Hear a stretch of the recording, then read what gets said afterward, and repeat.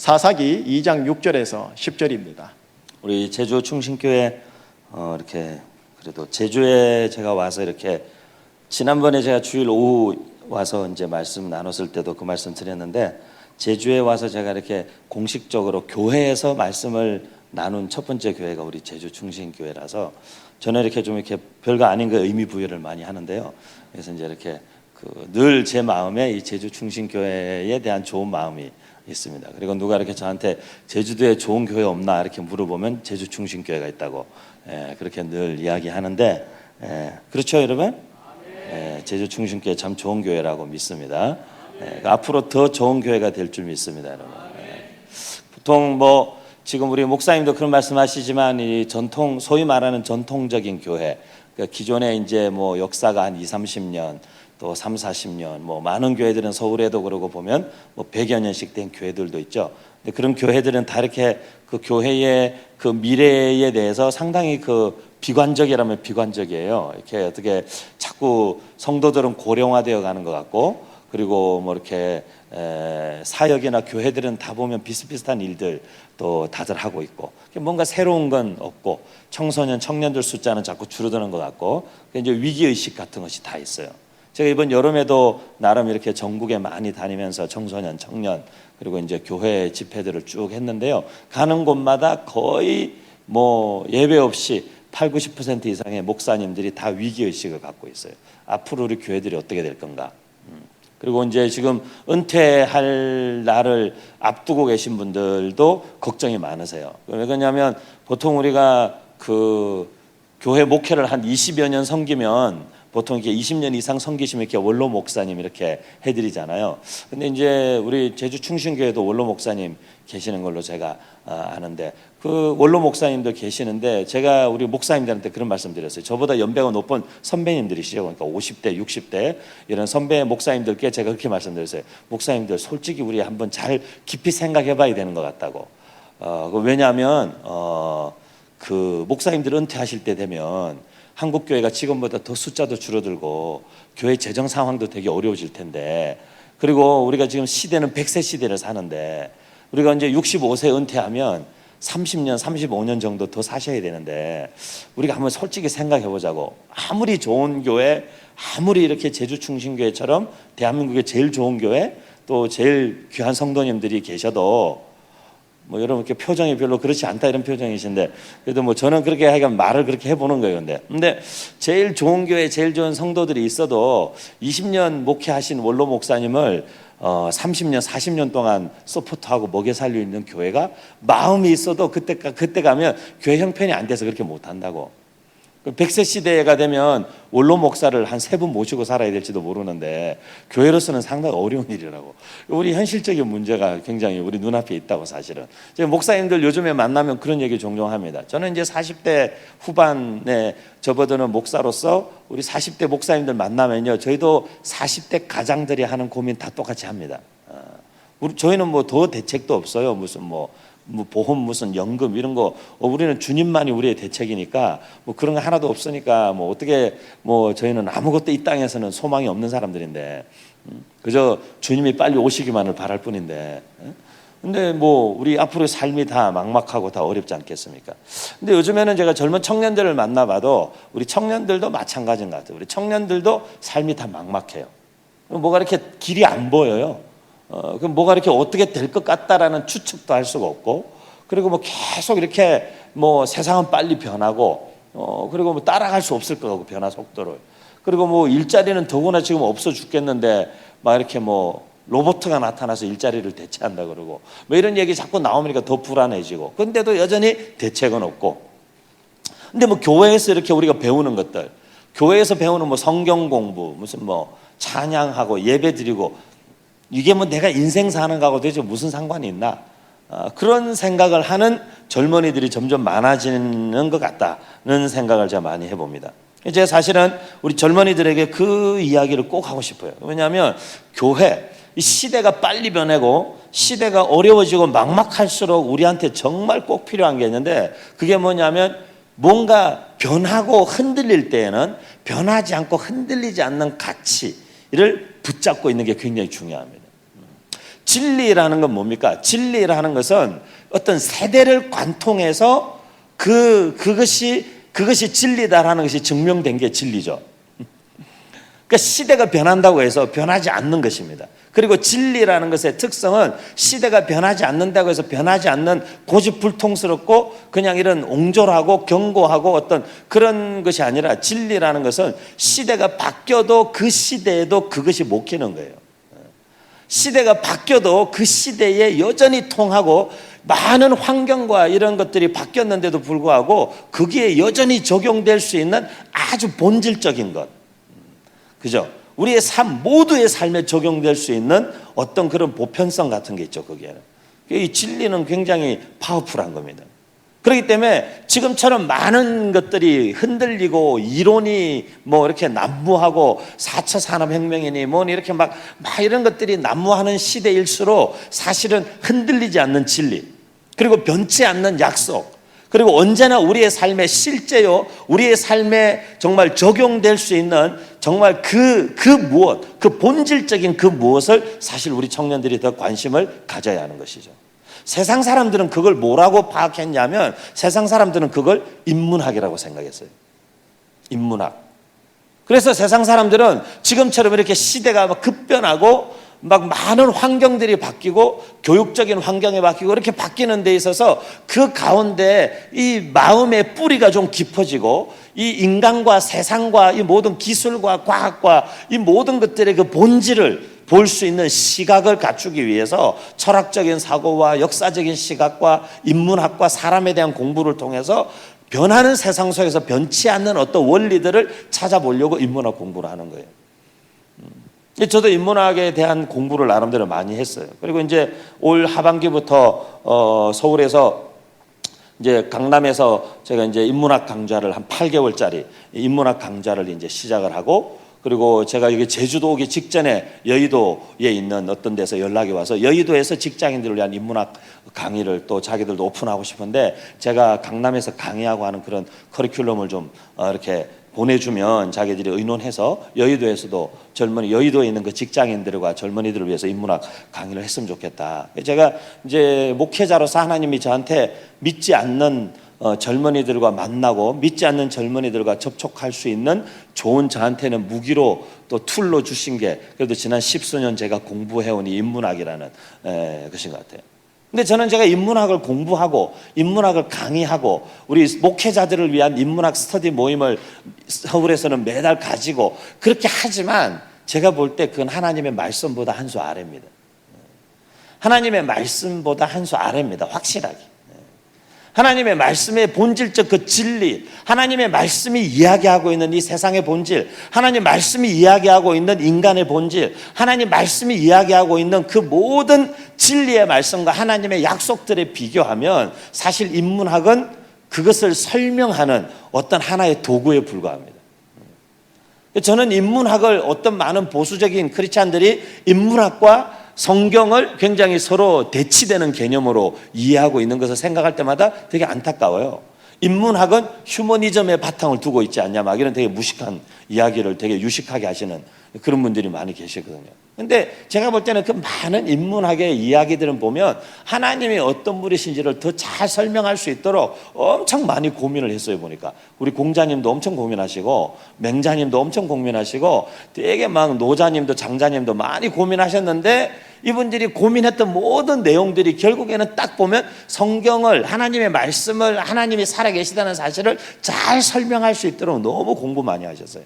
그리고 너무 많은 기록을 남기시고, 그래서 저는 얼마나 감사한지 몰라요. 심지어 저는 막 이렇게 강의할 때 뭐 그런 표현까지 씁니다. 이렇게 맹자 이런 분들은 아마 이렇게 예수님보다 한 400년 전에 태어나신 분들인데, 이런 분들은 내가 볼 때는 아마 그 산동성 어디 무슨 이렇게 교회의 안수집사쯤 되는 그런 분들 같다고. 이분들이 쓴 글들을 보면 굉장히 이 하나님의 존재를 인식하고 있고, 그리고 그 하나님 앞에서 인간이 어떻게 살아야 하는가, 그리고 이 세상을 다스리는 왕들도 이게 하늘을 두려워하고 정말 인간을 사랑하고 어떻게 살아야 하는가 보면 다 성경 얘기하고 있는 것 같아요. 장자 같은 분도 얼마나 성경적인 삶을 얘기하는지 몰라요. 뭐 이것저것 얽매이지 마라. 그런 바리새적이고 율법적인 그런 생활과 틀에 매여서 살지 말고 그냥 정말 그냥 나뭇잎이 정말 떨어지고 물이 흐르듯 그리고 산책하듯 그렇게 인생을 살아라. 주님과 함께 정말 동행하면서 세상에 뭐 그렇게 얽매일 게 많냐. 정말 그리스도 안에서 누릴 수 있는 깊은 자유의 세계에 대해서 너무 구체적으로 설명을 잘했어요. 보면은 다 하나님의 말씀과 그 본질적인 것들을 설명하기 위한 어떤 도구들 같아요. 제가 보면 도구들 같아요. 오늘 본문에 저는 나오는 이 몇 단어들을 저희가 집중하기를 원하는데, 어제 저녁에 우리 참여하신 분들 여기 계시지만 어제 저녁에 세 단어를 제가 이야기했습니다. 뭐가 중요하냐? 어제 저녁에 설교 제목이 이것들이었거든요. 어떤 분이 뭐 이것들이 막 이렇게 설교 제목을 그렇게 불경스럽게 하냐고 그런 얘기가 아니고, 어제 저녁에 제 설교 제목이 이것들인데, 제가 어제 본문 마태복음 6장의 말씀 중에 세 단어를 기억하자. 첫 번째는 무엇이 중요한가? 무엇이 더 중요하냐? 이것들보다 너희가 더 중요하지 않냐? 이것들보다 세상의 들풀, 세상의 들꽃, 세상의 참새, 이런 것들도 하나님이 먹이시는데 이것들보다 너희는 더 중요하지 아니하냐? 이것들보다 너희는 더 귀하지 아니하냐? 두 번째는. 그리고 이것들도 먹이고 입으시는데 하물며 너희일까 보냐? 그래서 우리 청년들에게 어젯밤에도 오신 분들에게 제가 부탁드렸어요. 인생 살면서 먹을 게 좀 딸리고 입을 게 좀 없고 좀 살면서 인생 사는 재미도 자꾸 없어지고 살 의욕조차도 없어지고, 야 나는 뭐 하는 일도 되는 것도 없고 삶이 꼬이고 어려워진다고 생각될 때마다, 그럴 때마다 늘 이 말씀을 기억하라고. 하물며 너희일까 보냐. 이 세상 천지에 나가보니까 이 제주도에 수많은 들풀도 나무도 보니까 다 이렇게 먹고 입고 사시사철 눈에 다 덮였어도 봄 되면 다시 새싹을 내고 그 잘 살고 있는데, 하물며 하나님의 자녀여 하나님의 백성인 우리가 우리랴. 우리는 어떻게 했어요? 그 마음 갖고 좀 이렇게 마음 든든하게 먹고 세상을 좀 잘 살아야 된다. 이제 그렇게 부탁을 했어요. 오늘 제가 부탁드리고 싶은 말씀이 있어요. 오늘 우리가 읽은 본문 말씀에 보니까 10절에 다른 세대라는 말이 나와요. 다른 세대. 다른 세대. 이 다른 세대가 나타났는데, 지금까지 이스라엘에 하나님께서 아브라함을 불러내신 이후로 하나님께서 아브라함과 이삭과 야곱의 약속을 주시고, 그 약속이 모세를 통하여서 이제 드디어 출애굽과 그 약속의 땅으로 다시 돌아와서 이제 그 약속의 땅을 이스라엘 지파가 다 차지하고 하나님의 약속이 성취된 것 같은 바로 그 순간에 그 다음 다른 세대가 나타난 거예요. 그 하나님의 약속이 성취되는 일에 쓰임받은 그 이전 세대가 다 하나님께로 돌아가고 난 다음에 한 다른 세대가 나타났는데, 이 세대의 두 가지 특징이 2장 10절에 나오는 거예요. 그 첫 번째 특징은 뭐냐 하면 그 세대가 여호와를 알지 못했다. 여호와를 알지 못했다. 두 번째는 이 세대가 여호와께서 자기 민족 이스라엘을 위하여 행하신 일들을 알지 못했다. 이거예요.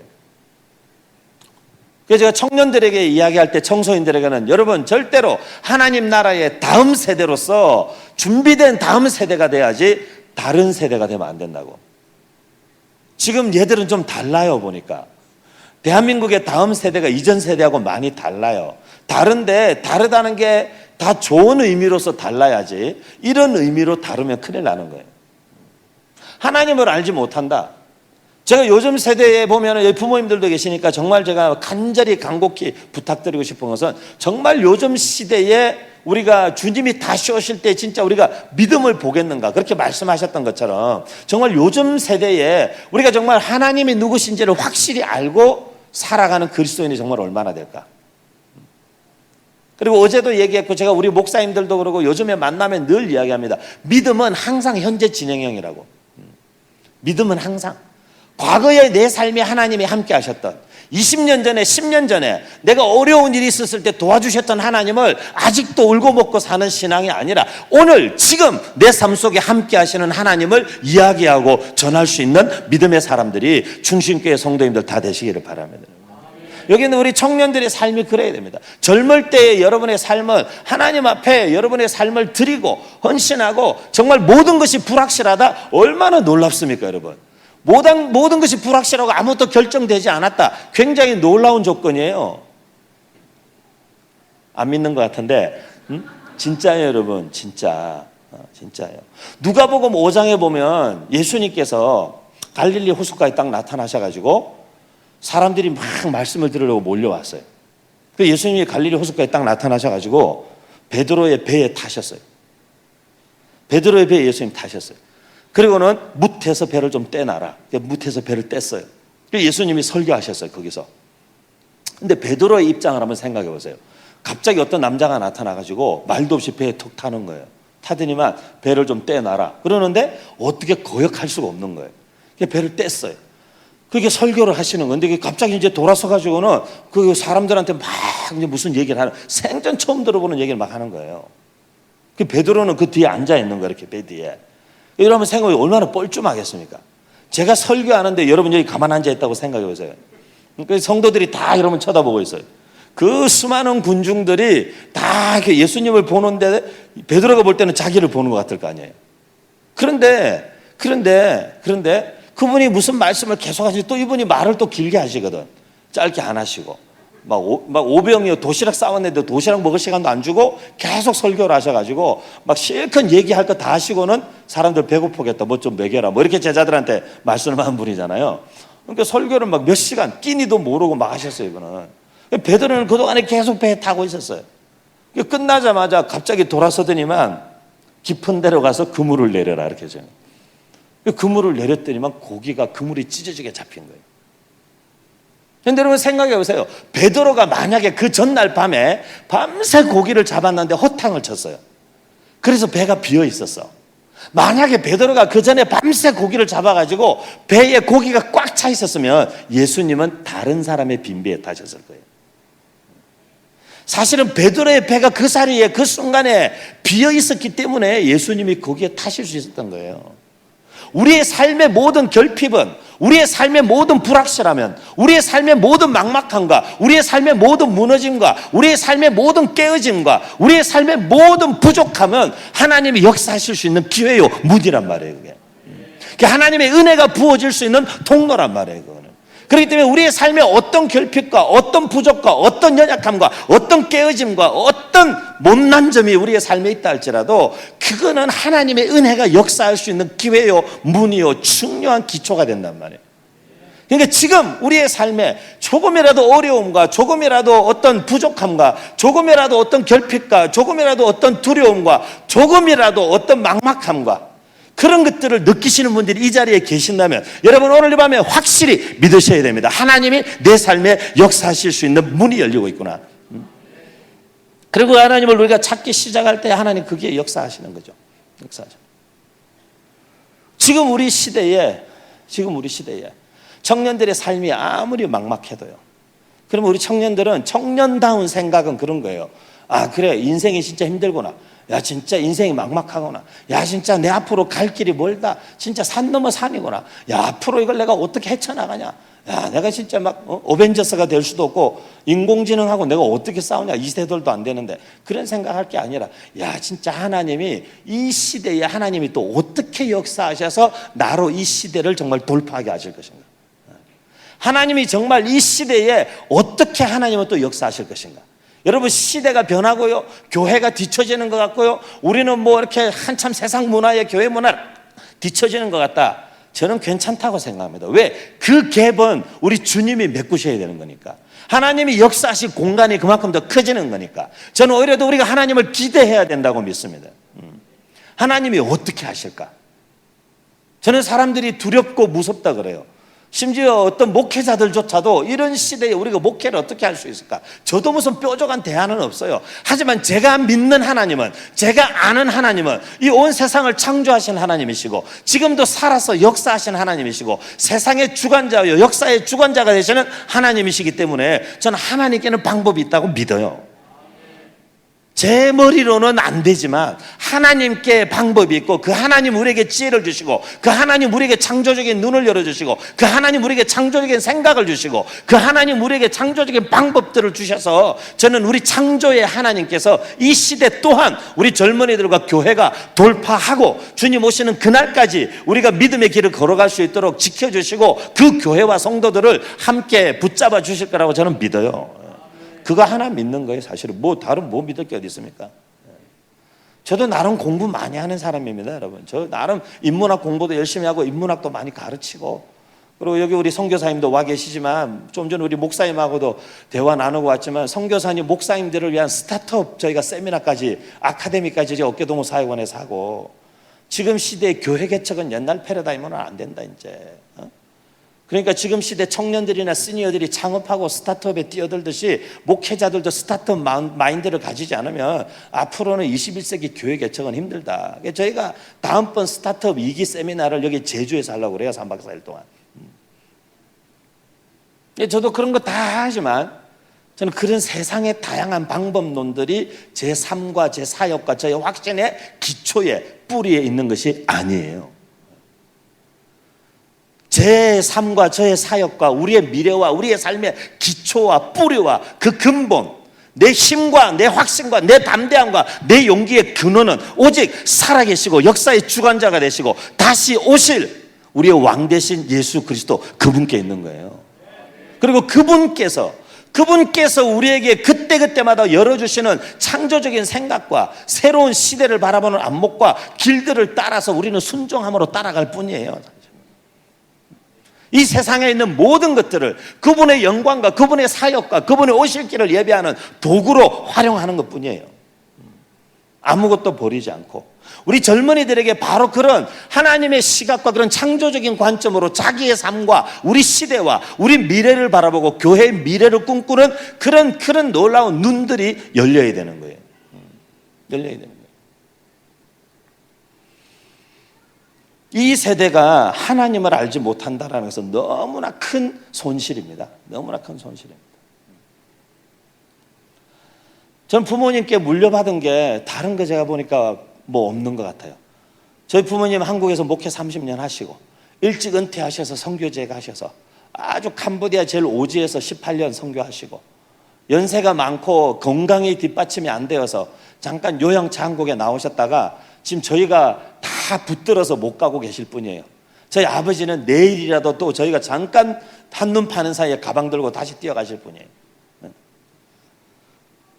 근데 연세가 많으신데도 지금도 자기는 90까지는 현역에서 사역자로 뛰겠다고 지금도 가방 들고 또 가시려는 분이에요. 그러면 저희는 부모님에게 물려받을 재산 그런 거 없습니다. 저희 아버지가 보시던 그 많은 책, 저희 세대는 읽을 수도 없고 읽을 필요도 없는 책들입니다. 다 버렸습니다. 그래서 그 책도. 그런데 저희가 부모님께 물려받은 유산, 영적인 놀라운 유업 있어요. 그게 뭐냐면 하나님이 살아계신다는 거예요. 그리고 그 하나님이 나와 함께 하신다는 거예요. 저희 아버지는 그냥 목회하시면서도 늘 우리한테 그거 하나 가르치고 싶어 하셨던 것 같아요. 얘들아, 하나님은 살아계신다. 그리고 그 하나님이 너희들의 삶을 책임지신다. 제가 미국 간다 그럴 때도 제가 미국 가겠습니다. 가라. 그래서 저희 어머니가 돈은 누가 주는데? 저희 아버지가 교회에서 은퇴 그 연금 같은 거 조금 이렇게 들어준 거 있는데 몇 년 부어준 거 그건 내일 찾아서 갖고 오라는 거예요. 엄마 보고. 그 어머니가 근데 찾아서 해약해가지고 갖고 저희 부모님께서 지금도 연금이니 뭐 이런 게 아무 단돈 10,000원도 한 달에 뭐 이렇게 뭐 어디 나오는 게 없어요. 그나마 선교지에 계실 때 후원해주고 돕던 분들이 선교지에서 떠나셨지만 연세 많은 분들이 아무 대책 없는 줄 아니까 그냥 아직도 많이 떨어져 나갔지만 교회들은 선교사가 선교지 떠나니까 교회들은 다 후원하던 거 다 끊더라고요. 그러니까 그냥 지인분들이 이렇게 조금씩 도우시는 걸로 그렇게 또 사시죠. 또 하나님이 어떻게든 또 살게 하시는 거니까.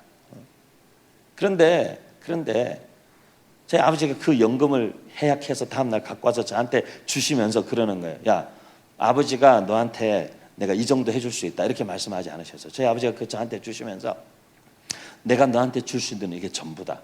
그런데 이 돈 가지고 가라. 하나님이 네 삶을 책임지실 거다. 항상 그거예요. 저희 아버지 항상 저희 자식들에게 하시는 말씀의 요지는 뭐냐? 하나님이 너의 삶을 책임지실 거다. 이 아버지가 아니다. 하나님이 너의 삶을 책임지는 거다. 엄마 아빠가 아니다. 하나님이 너의 삶을 책임지는 거다. 이 본문에 등장하는 이스라엘 사람들도 다 그런 사람들이었어요. 이 본문에 등장하는 여호수아와 그 장로들도 하나님이 자기들을 거기까지 오게 했다는 걸 알아요. 여호수아는 모세의 수종자로서 모세를 통해서 하나님이 얼마나 엄청난 기적과 이사를 행하면서 광야 40년 세월을 하나님이 지나오게 하셨고, 하나님이 그 여호수아를 모세의 뒤를 이어 이스라엘의 지도자로 세우시고, 그 요단강을 건널 때 모세가 홍해를 갈랐던 것처럼 하나님이 요단강을 멈추게 하시고, 그 경관 여리고성을 7번 돌고 마지막 날 7번 돌고 큰 소리 한번 지르고 하나님을 찬양하고 선포했을 때에 그 경관 성들이 무너져 내리는 것들을 봤고, 변변찮은 무기도 없는 이스라엘 군대, 숫자적으로는 게임도 안 되는 이스라엘 군대지만 하나님께서 함께 하시면 그 전쟁에서 언제나 승리하는 것들을 경험했고, 그래서 오늘 본문 7절은 뭐라고 얘기했냐면 여호와께서 행하신 큰 일을 본 사람들, 그렇게 표현했어요. 여호수아와 그 세대를. 사랑하는 우리 제주 충신교회, 저는 굉장히 복된 교회라고 생각합니다. 그리고 우리 여기 계신 청년 여러분, 제주 충신교회 청년 여러분, 제가 볼 때 여러분 굉장히 복받은 사람들입니다. 좀 이렇게 그렇다는 표정을 좀 지어보세요, 여러분. 여기 제주 충신교회 여러분 굉장히 청년들 복받은 사람들입니다, 여러분. 왜냐하면 목사가 또 강제로 시키니까 뭐 해야지 어쩌겠어 뭐 이런 표정인데 괜찮아요, 여러분. 근데 그 얘기냐면 뭐 어느 교회가 무슨 뭐 청년부가 여기 뭐 본당의 반이라도 채우는 교회도 아닌데 청년 사실 몇 사람을 위해서 교회 전체가 이 금요 집회를 청년들을 위한 중보기도 집회로 바꿔가지고 청년들 집회에 우리 어른들이 이렇게 참여해 주시는 거 아니에요? 아니에요? 지금 제가 잘못 알고 있는 거예요? 담임 목사님 그렇게 허락해 주시고 우리 성도님들 장로님들 다 그렇게 해서 이 금요일을, 어제 제가 자세하게 못 들었는데 우리 목사님들이 전화 통화하는 거 옆에 살짝 제가 엿들어 보니까 그런 분위기더라고요. 이 금요 기도회를, 이번 주 금요 기도회는 청년들을 위한 중보 기도회로 다 같이 이제 모여서 기도하자. 그런 결정을 할 수 있는 교회는 미래가 창창한 교회입니다, 앞으로. 그런데 여기 있는 이 사람들, 하나님께서 이스라엘에 행하시는 큰 일들을 많이 본 사람들. 그런데 그분들이 하지 못했던 게 뭐냐면 그 다음 세대에게 하나님이 어떤 분이신지를 가르치지 못했고, 하나님 행하신 큰 일을 그들이 경험할 수 있는 기회를 제한한 거예요. 기회를 주지 못한 거예요. 우리 한국교회 1세대들은 저희 아버지도 개척하셨어요. 저희 아버지도 목회를 잘 하셨어요. 가는 곳마다 교회가 한 5, 6년만 되면은 교회가 크게 부흥했어요. 아주 조그만 시골 교회 가서도 그 지역에서 교회를 엄청나게 크게, 그 지역민들이 다 예수 믿을 정도로 교회가 부흥하고 언제나 그랬어요. 하지만 교회가 부흥하고 성장하면 그 교회를 놓고 또 되게 어려운 교회로 가셨어요. 그리고 그 교회가 또 성장하고 부흥하면 그 교회를 놓고 또 어려운 데로 가셨어요. 그리고 마지막에는 결국에는 개척을 하셨어요. 개척할 때 저희도 고생 많이 했어요. 그런데 저희 아버지가 늘 그렇게 한 5, 6년 주기로 교회들을 옮겨 다니시면서 목회하셨는데 저희 자식들이 몸은 고생했고 풍족하게 지내다가 갑자기 쪼들리는 생활을 해야 됐고, 텔레비전 보고 살다가 텔레비전조차도 갖다 놓을 자리가 없어서 버리고, 단칸방에 우리 사남매가, 누나는 여자니까 그래도 방 하나 쓰고 우리 삼형제가 방 하나에 다 들어가고, 어머니 아버지는 2층 홀 같은 거 얻어서 구석에 그 나무로 막아서 거기서 사시고, 그런 생활로 다시 곤두박질 치고 해서 경제적으로 어려운 시간, 그래서 물질적으로 어려웠던 시간, 그래서 넉넉하지 못했던 시간이 있었지만 그 모든 5년 6년의 주기의 시간 동안에 하나님이 그래도 우리 가정을 돌보시는 것은 봤어요. 우리가 하나님이 우리와 함께 하시는구나, 하나님 우리를 지키시는구나, 하나님이 우리를 맨바닥에서부터 시작해도 하나님 결국 우리 가정과 교회를 또 일으키시고 또 세우시는구나. 그래서 저는 지금도 이제 머지않아 50이 되겠지만 저는 지금도 새로운 일을 개척하고 덤비고 도전하는 일에 두려움 없습니다. 그래서 저는 앞으로도 수없이 많은 개척을 하기 위해서 준비하고 있습니다. 우리 한국교회의 새로운 교회 개척 운동을 일으키고, 제가 솔선수범하면서 먼저 개척하고 길들을 열어나가기 위해서 지금도 또 도전하기 위해서 함께 기도하고 준비하고 있어요. 지금 제가 섬기고 있는 심플 철치를 기반으로 해서 거기서 제가 떠나서 하는 것이 아니라 우리 심플 철치가 그런 개척 사역의 시작점이요 첫 교회가 되고 또 다른 그런 건강한 교회들이 계속해서 개척되도록, 그냥 계속해서 개척되도록. 왜냐하면 하나님이 살아계시기 때문에, 그리고 그 하나님이 지금도 일하시기 때문에, 그리고 저는 그 하나님이 아직도 우리 한국교회를 포기했다고 믿을 수 없기 때문에, 저는 한국교회가 뭐 썩었느니, 뭐 힘이 없어지고 있다느니, 뭐 청년들의 숫자가 줄고, 뭐 청소년들의 숫자가 줄고, 저는 걱정 안 합니다, 여러분. 성도는 줄고 교회는 줄어드는데 목회자는 계속 늘어나고 목회자는 수만 명이 남아돈대요. 우리 청년들 실업률은 점점 더 높아지고 저는 하나도 걱정 안 합니다. 저는 하나도 걱정 안 합니다. 여러분, 제주에서 여러분 통일을 위해서도 기도하고 하시는 분들 계시는데, 저는 하나님께서 이 통일이라는 것을 우리가 정말 믿는 사람들이 기도하고 준비하고 정말 하나님께서 통일을 이 땅에 허락하시도록 우리가 바라보고 나가면요, 지금도 막 북한이 김정은이가 이렇게 난리치잖아요. 정신 약간 돈 것처럼 난리치지만 저는 별로 걱정 안 해요. 왜냐하면 나라와 민족의 위기가 있어야 이게 그냥 팔자 편하게 살던 예수쟁이들이 그나마 기도 좀 하거든요. 그저 그냥 김정은이가 그냥 시키는 대로 다 하면 기도하겠어요? 우리가 안 하죠. 김정은이가 가끔씩 미사일도 쏘고 이러면 이제 안 나가던 새벽기도도 나가고 그러는 게 우리 아닙니까? 하나님 우리의 체질을 잘 아시는 거죠. 뭐 우리는 위기가 오지 않으면 기도하지 않아요. 우리는 위기가 오지 않으면 하나님 찾지를 않아요. 하지만 우리 민족은 늘 위기 때마다 그 믿음과 그 신앙으로 늘 극복하고 여기까지 왔어요. 우리는 앞으로도 저는 하나님이 이 민족, 이 교회를 붙잡아 주실 거라고 저는 믿어요.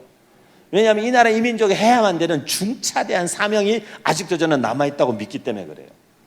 제 나름 부족하지만 인문학도 공부하고 시대도 공부하고 역사를 특히 많이 공부하고 세상이 어떻게 돌아가는지 보고 1년에 3-4차례씩 조정 접경 지역을 가고 중국 땅을 다니면서 중국을 지난 20년 넘게 그렇게 다니면서 제가 보면요, 이 나라 이 민족을 통해서 하나님이 아직도 하실 일이 많이 남았어요.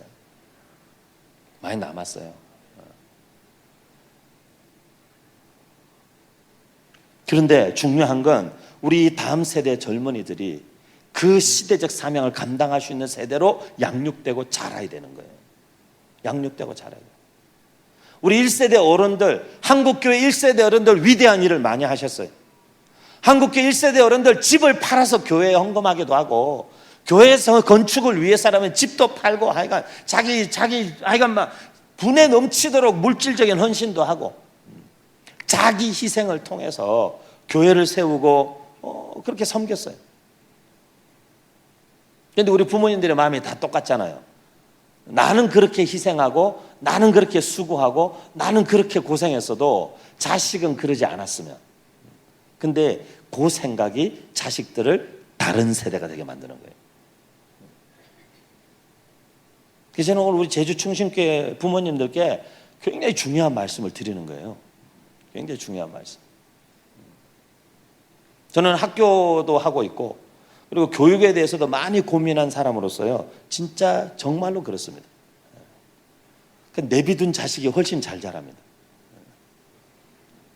하여간 부모 손 많이 탄 자식이 더 못 자랍니다. 그냥 내버려두면 됩니다. 아이들이 하나님을 만날 수 있는 기회를 뺏으면 안 됩니다. 제가 이번에도 청소년들 집회 여러 군데 다녔는데 가니까 제가 가는 데마다 고3 손 들어봐라. 항상 청소년 집회 가면 고3 손 들어봐라. 고3들 축복하고 기도해주고. 고3이 수련회로 왔어요. 왜냐하면 제가 한국교회 돌아다니면서 듣는 많은 얘기는 고3 때는 신앙생활 조금 등한히 해도 하나님이 이해해 주신다 뭐 이런 얘기 들었거든요. 제가 고3 때는 예배 좀 빠져도 주님이 이해해 주신대요. 도대체 그 성경 어느 구절에 있는지 제가 알 수가 없는 이야기인데 그런 얘기 제가 들었거든요. 그래서 제가 그랬어요. 부모님들 보고도 교사들 보고 애들 보고 그랬어요.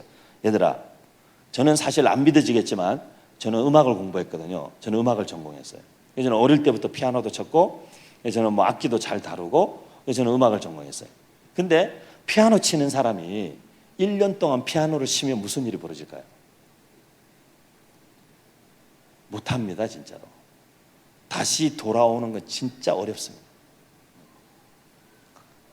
신앙생활을 1년 쉬면 나중에 돌아올 수 있을 것 같죠?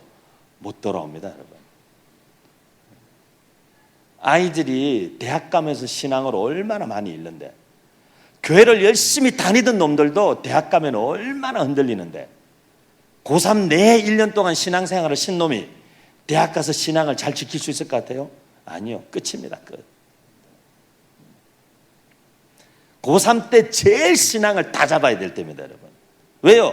고3 이후부터 이제 그 아이들에게는 시간의 자유와 모든 것의 자유와 자기에게 선택권과 초이스가 다 주어지기 때문에 그래요. 고3 때 최고로 잡아야 됩니다. 신앙적인 기준으로 네 삶의 판단의 근거와 기준이 어디에 있는지, 네가 무엇을 가치로 살아야 되는지, 그 세대가 누구냐 하면 신명기가 그래서 나온 책 아닙니까? 신명기가 그래서 나온 책이에요. 너희가 이제 약속의 땅에 들어갈 거다. 너희 눈앞에 그 약속의 땅이 펼쳐져 있고 이제 우리가 이 땅을 차지하고 우리가 거기서 살게 될 거다. 하지만 너희가 절대로 잊어서는 안 된다. 그래서 모세가 신명기에서 지난 역사를 다시 다 되풀이해서 이야기해 주는 거 아닙니까? 우리가 이제 그 땅에 들어가면 이렇게 살아야 된다. 소위 말하면 이제 휴가 나가기 전에 군기 한번 잡아서 보내는 거죠. 근데 고3 때 애들 신앙 풀어주면요, 대학생활이 엉망이 됩니다. 엉망이 됩니다. 여기 혹시 고3 부모님들 계시면 하여간 남은 하반기라도 잡아야 됩니다. 신앙을 잡아야 됩니다. 신앙을.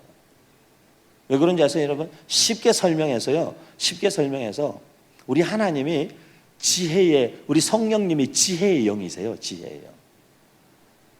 다니엘에게 지혜와 계시와 총명함을 주시고 모든 있는 책들을 다 이해하게 해주시고, 공부에도 도움 되시는 분 중에 가장 큰 도움 되는 분은 과외 선생님이 아니고 성령님이세요. 성령님. 하나님의 지혜를 어떤 인간의 잔머리가 따라오겠습니까, 여러분? 근데 우리가 그런 믿음이 없는 게 문제예요, 사실은. 우리가 하나님을 거기까지는 신뢰 못하는 게 문제예요.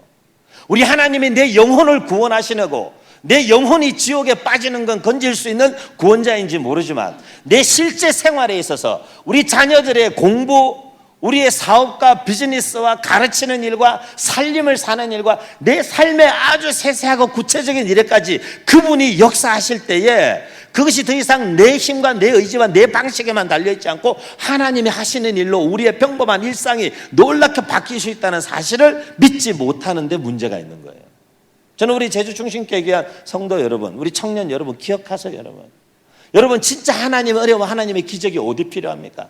저는 저희 교회 성도들한테 늘 얘기합니다. 여러분 주일날 교회 와서 예배드리면서 하나님을 찾고 기도하고 여러분 우시고 은혜 받고 설교 끝나고 기도할 때 보면 막 뜨겁게 기도하고 사모하는데, 여러분 진짜 지금처럼 그런 사모함 간절함보다 더 큰 간절함과 사모로 기도해야 되는 때가 언제인 줄 아냐고. 그때는 주일이 아니라 내일 아침, 월요일 아침이라고.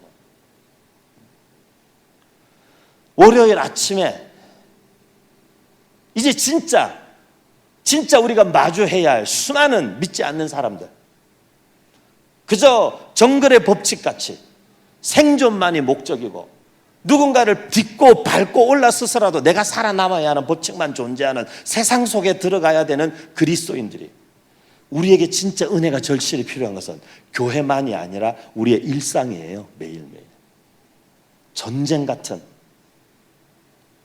때로는 가정이 최고의 치열한 전쟁터 아닙니까? 우리가 일하고 있는 그 현장, 우리가 사업하고 있는 그 현장, 우리가 매일같이 만나는 사람들, 수없이 하나님 앞에서 우리의 삶의 기준들을 타협하도록, 속이도록, 세상과 같은 방법으로 살도록 요구하고 압박하고 강요하고, 거기에서 살아내고 버텨내고 하나님의 원리와 하나님의 원칙을 지켜내고 거기에서 하나님의 이름이 높임을 받으시도록 삶을 살아내고 승리해야 되는 우리 그리스도인들의 삶의 부르심, 그 일상 속에 하나님의 은혜가 더 강력하게 필요하죠. 그래서요, 저는 이렇게 우리가 여기 모여서 막 뜨겁게 기도하고 은혜 받고 그렇게 해야 되지만요, 그게 여기서 끝나면 안 됩니다. 우리의 매일매일의 삶에 진짜 더 깊고 큰 은혜가 필요해요. 성령님의 역사가 교회 안에서만 강력하게 일어나면 안 됩니다. 성령님의 역사가 여러분의 가정에, 여러분의 학교에, 여러분의 직장에, 여러분의 일상 속에 성령의 역사가 세밀하고 강력하게 분명하게 드러나고 역사해야 되는 줄 믿습니다, 여러분. 또 그렇게 역사하고 나타나기를 축복합니다, 여러분. 아마 이분들도 땅 따먹기 하느라고 바빴던 것 같아요. 막 전쟁하고 땅 따먹고 바빴어요. 자식들 신앙 문제를 못 챙겼어요. 마치 우리 한국 교회 같아요. 우리 한국 교회 1세대 분들이 교회도 다 짓고 이렇게 건물들을 다 멋있게 막 서울에도 어마어마한 건물들을 다 지었는데 자식들이 교회 안 오는 거예요. 자식들이 교회 안 오는 거예요. 하나님을 알지 못하는 거예요. 이 세대를 살릴 수 있는 방법은 다른 게 아닙니다, 여러분. 이 세대로 하여금 그 세대가 하나님이 큰 일을 행하시는 것을 보았기 때문에 그 하나님을 부인할 수 없었던 것처럼 이 세대가 하나님이 큰 일을 행하시는 것을 보게 해야 됩니다. 저는 근데 거기에 우리 한국 교회와 앞으로 우리 제주 충신교회 그리고 저희가 섬기고 있는 제가 섬기는 어깨동무 사역원의 다음 세대 사역의 중요한 핵심 본질이 거기에 있다고 저는 믿어요. 왜 그런지 아세요, 여러분? 지금 시대 아이들을 일컬어서 우리가 포스트 모던 시대라 그러잖아요. 지금 시대를 포스트 모던 시대인데 이 모더니즘 시대에는 굉장히 중요한 게 뭐냐면 이성의 이성, 그죠? 리전, 이성의. 그러니까 이성이 굉장히 중요하니까 철학이 많이 발달했어요. 그러니까 모든 전대 철학들이 거의 다 19세기, 20세기에 다 쏟아 나왔어요. 엄청난 많은 철학들이 막 튀어나왔어요. 그런데 21세기가 들어오면서부터 이 세대들이 뭔가를 이렇게 생각하고 이렇게 하지 않고 느끼고 보고 체험하고 게임도 2D로는 만족이 안 되고 영화도 2D로는 만족이 안 되고 3D로 4D로 이제 막 의자까지도 막 흔들려야 되고 막 물도 좀 이렇게 떨어져야 되고 그리고 이제는 VR까지 끼고 이번에 또 갤럭시 노트 8이 새로 삼성에서 나왔는데 보니까 VR에다가 끼워가지고 그 핸드폰 가지고 VR만 끼면은 또 다양한 게임도 할 수 있고 체험도 할 수 있고 지금 스타트업 가운데 굉장히 새롭게 시작된 많은 스타트업들이 VR을 기반으로 해서 교육 콘텐츠 사업을 시작한 스타트업들이 되게 많아요. 영어 학습법 이런 것도 영어 회화 이런 것도 VR로 다 공부하게. VR 끼고 딱 VR 끼고 시작하면은 막 맨하탄 거리 한가운데를 백인 아이하고 같이 걸으면서 대화를 막 주고받을 수 있고 그런 컨텐츠들이 스타트업이 굉장히 많이 쏟아져 나와요. 인터넷으로 화상 채팅 해봐야 그거는 2D에 그냥 플랫한 그냥 화면에 그냥 외국인 한 명 나오는 거잖아요. 근데 VR은 그 친구하고 같이 직접 만나고 있는 것 같거든. 이 세대는 무언가를 받아들이는 미디어 자체가 바뀌었어요. 그런데 저는 오히려 그게 기회라고 믿는 거예요. 왜냐하면 우리 하나님이 우리 하나님이 가장 강력하고 완전한 실제잖아요. 하나님은 가상현실이 아니에요. 하나님은 현실이에요.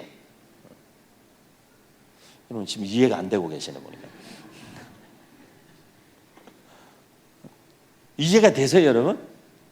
세상은 제가 볼 때 아무리 잘 나간다고 지금 세상이 내놓는 기술이 내놓는 게 가상현실이에요. 가상현실. Virtual reality.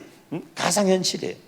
근데 우리 하나님은 가상현실이 아니에요. He is real. 하나님은 진짜란 말이에요. 하나님은 실제란 말이에요.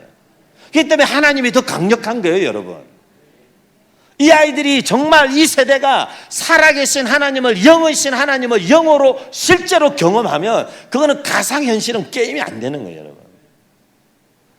뭐 지금 우리 한국교회가 그런 얘기 많이 나옵니다. 무슨 가상현실이 나오는데 우리 주일학교 아이들이 아직도 융판교재로 성경 배워가지고 따라갈 수 있겠냐, 그런 얘기 많이 나옵니다. 가상현실이 나오는 마당에 지금 우리가 PPT 띄워가지고 그 애들이 주일학교 애들이 그거 집중해서 듣겠냐. 우리도 뭐 그러면 주일학교 시간에 애들한테 다 VR 안경 하나씩 끼워놓고 막 그 뭐가 나와야 됩니까? 그 안에 VR을 끼면 예수님이 막 이렇게 애니메이션 같이 나타나가지고 막 말 걸어주고 그럼 걔들이 예수님 믿을 수 있는 겁니까, 여러분? 아니에요, 여러분. 오히려 그런 가상 현실이 아니라 주님이 실제로 그 아이들을 만나주시면 가상 현실 따위의 유혹에 아이들이 넘어가지 않을 수 있어요. 그게 가장 중요한 돌파구가 있어요, 제가 볼 때는. 이 세대가 하나님이 진짜라는 사실을 믿을 수만 있다면,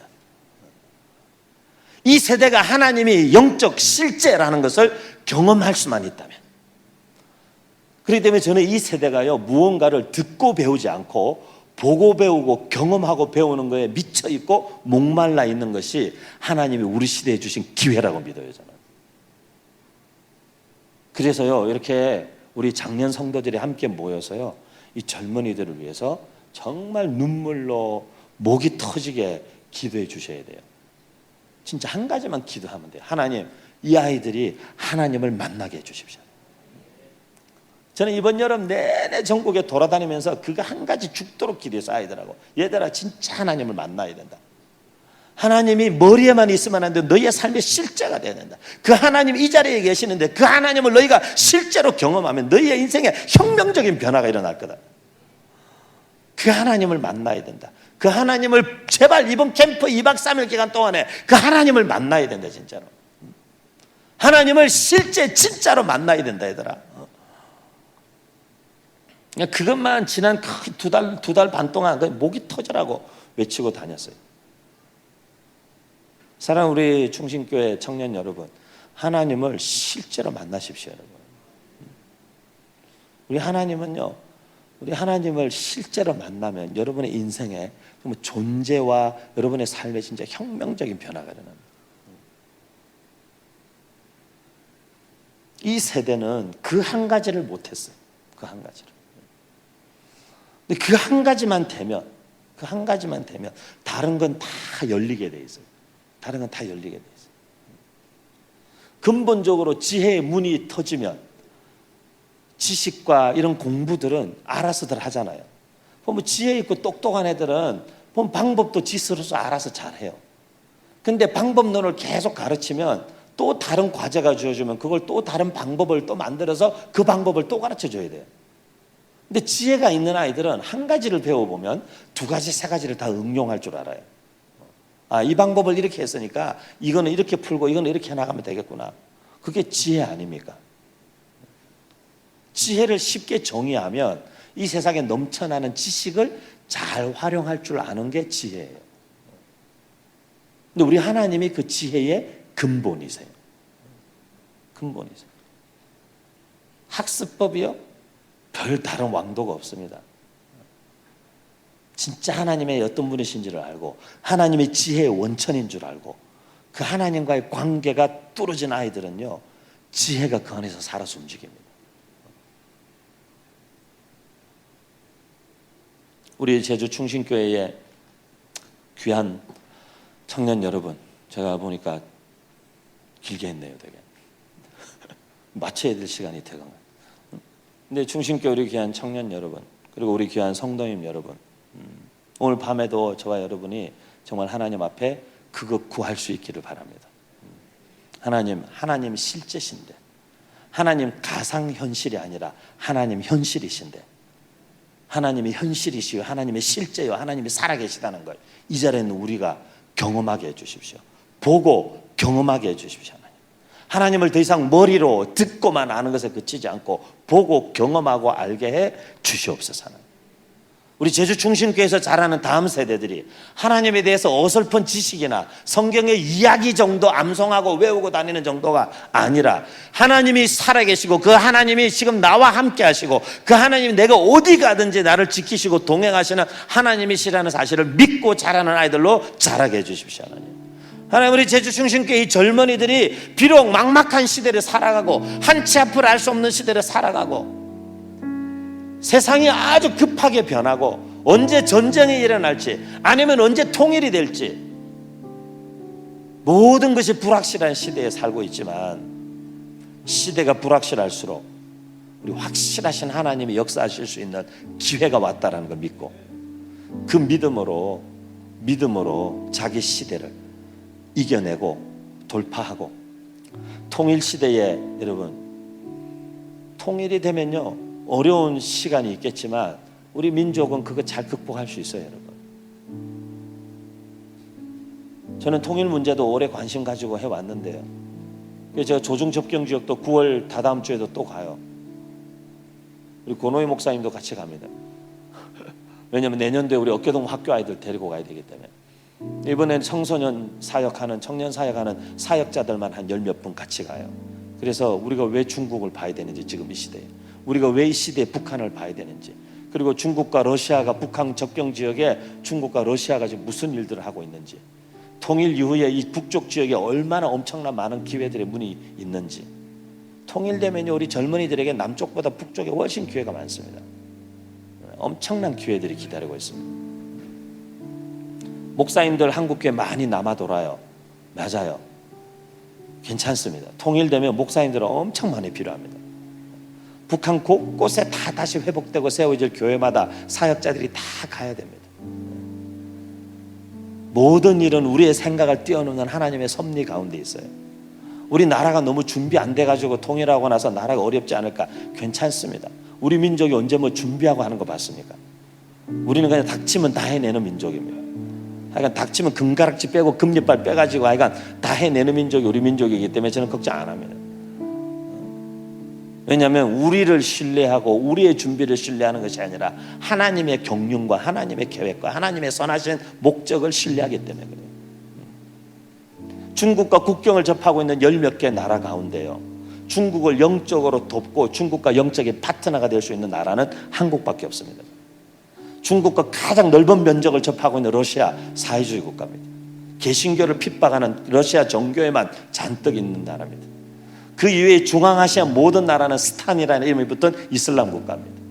그 아래쪽에는 세계 최대의 힌두교 국가인 인도가 있고 불교 국가인 나라들이 있고, 동남아시아 인도 차이나 5개국 다 사회주의 국가거나 불교 국가입니다. 유일하게 한국이 그래도 전 세계에 유례없는 기독교의 부흥을 경험했고 아직도 기도의 열기가 살아있고, 지금도 이 제주도 땅에 수없이 많은 중국교회 지도자들이 와서 한국교회 신학자들과 한국교회 목회자들의 그래도 도움을 받고 가서 중국교회를 목회하고 세우는 일들이 이루어지고 있고, 이 땅이 비록 아직 반토막 나 있고 조그만 땅이지만 여러분, 저 넓은 중국 대륙 13억 14억 인구를 복음화하고 그 땅이 주의 복음 들고 일어나서 전 세계로 나가는 일에 영적으로 그 땅에 영향을 줄 수 있는 나라는 대한민국 이 한 나라 유일합니다. 이 유일한 한 나라에서 자라는 이 젊은이들과 저와 여러분에 대한 하나님의 기대와 소망이 아직까지 끝나지 않았어요. 아직까지 끝나지 않았어요. 그렇기 때문에 저는 하나님께서 우리 한국교회를, 우리 자리에 있는 다음 세대들을, 이 자리에 있는 우리 귀한 성도들을 하나님 반드시 붙잡아 주실 거라고 믿어요. 저는 그걸 우리가 포기할 수가 없어요. 그걸 위해서 우리가 기도하는 거예요. 하나님 이 세대들을 준비시켜 주십시오. 하나님 이 세대들이 하나님을 만나게 해 주십시오. 하나님 이 세대가 상황과 환경에 어떠함에도 불구하고 하나님 나와 함께 하시면 그 살아계신 하나님이 사막에도 강을 내시고 그 광야에 길을 내시는 하나님이, 우리 청년 여러분, 사랑하는 성도 여러분, 이 세상에 원래 길이 어디 있었습니까? 누군가가 가니까 다 길이 된 거 아닙니까? 이번 여름 내내 청년들에게 얘기했습니다. 길이 없어, 길이 안 보여, 그냥 걸어. 그럼 그게 길이 되는 거야.